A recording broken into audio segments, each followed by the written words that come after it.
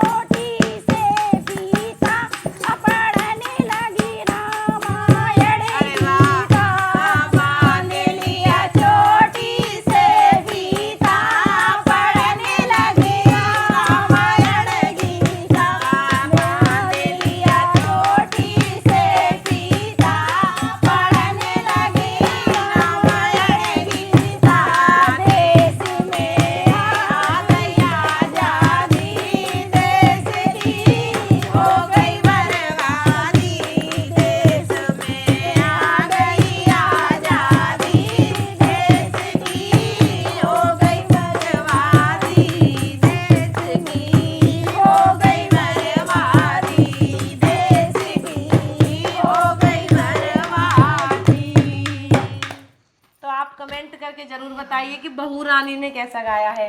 ये बात आप भूलिएगा मत और एक प्यारा सा कमेंट जरूर कीजिएगा।